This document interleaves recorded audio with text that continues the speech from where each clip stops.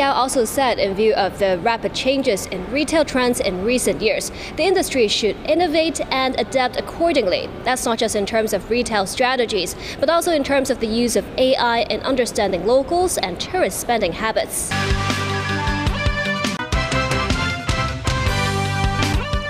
Good evening and welcome to TVB News. The government has imposed a series of restrictions on 6 national security-related suspects who have fled to the United Kingdom. The measures include the cancellation of their Hong Kong passports and a ban on the provision of funds to them. Secretary for Security Chris Tang slammed the 6 for continuing to advocate separatism overseas. The government's investigation and study group set up to handle the infighting between the University of Hong Kong's president and top governing body has begun its work. That's according to Secretary for Education Christine Choi.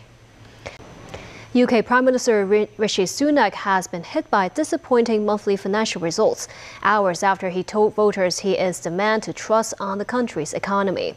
With an election only 3 weeks away, Sunak, a former Chancellor of the Exchequer, launched his manifesto, saying he is strong on finance and defence. But he conceded Britons have grown frustrated with 14 years of the Conservatives. The Labour opposition called his plan a wish list. David Garrett reports. China will take all measures to firmly safeguard its lawful rights after the European Commission announced it will impose tariffs of up to 38% on Chinese electric vehicles.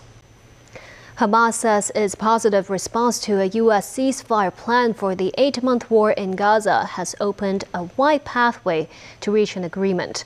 Hamas has some amendments to the proposal, which Israel says is tantamount to a rejection. Tracy Furness has more.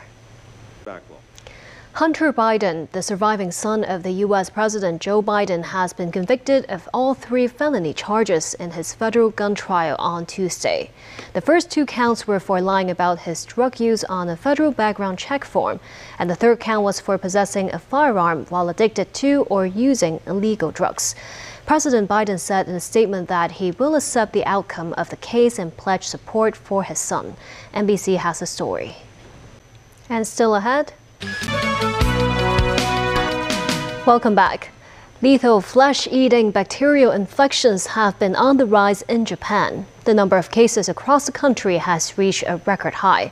And as Danny Zhou reports, authorities are planning to introduce basic precaution measures while ramping up infection control monitoring. A Hong Kong infectious disease specialist said the streptococcal toxic shock syndrome could be transmitted through the air and cause inflammation among the infected. He suggested residents could take preventive measures such as wearing masks and regularly washing their hands.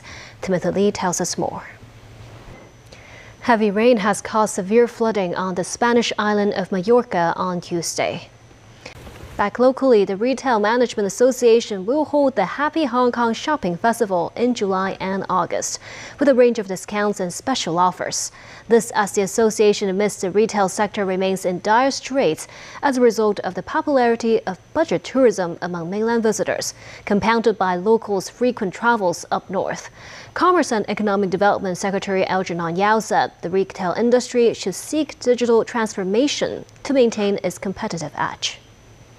Yao also said in view of the rapid changes in retail trends in recent years, the industry should innovate and adapt accordingly. That's not just in terms of retail strategies, but also in terms of the use of AI in understanding locals and tourist spending habits.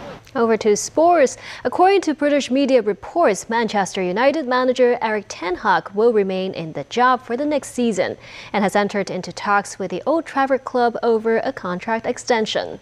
The decision comes after an end-of-season review by the club's board for the 2023-24 campaign, which finished on a high with a shock FA Cup final win over favourites Manchester City. A washout in Florida at the T20 Cricket World Cup meant former champions Sri Lanka and Minnows Nepal had to share the competition points. The outcome of the match ensured South Africa secured a spot in the playoffs and put the Sri Lankans on the brink of a group stage exit. And that's the news. Thank you for watching.